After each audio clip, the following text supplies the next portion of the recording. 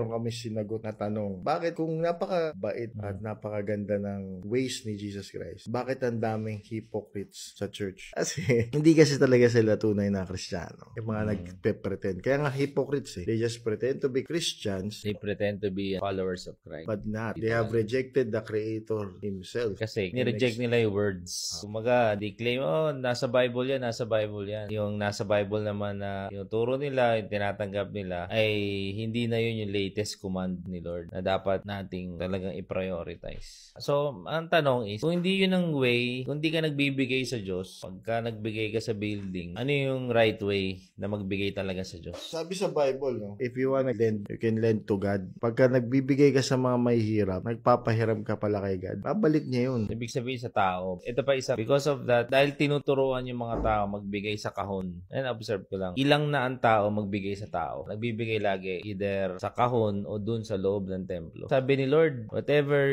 you do to the least of my brethren, you did it to me. Kaya kita mo talaga yung idolatry, no? Ayan yung tao sa harap mo. Pwede mong tulungan. May pagkakataon ka. Ibibigay mo pa doon sa offering box. May naisip ako, no? Karamihan ng tao na nagbibigay sa offering, they were deceived. Kumbaga, ang point nila, gusto namin makatulong sa iba. Pero naturuan kasi kami na dapat dito ka magbigay para makatulong sa iba. So, deception pa din yan. Pero, are you really innocent dahil deception ka? Deceived ka? Mararanasan mo ba yung consequences kapag deceived ka? Anong sagot doon? I think may consequence pa rin. Kasi nga, when you were deceived, dalawa kasi yung nangyayari. You are using your intelligence, you're using your processing power, and then, pag na-process mo na siya, na-convince ka, magandang pakinggan. Diyan na ngayon, gagamitin mo yung will mo. Of course, dahil na innocent ka, niloloko ka, I believe na hindi ganun kalaki yung punishment.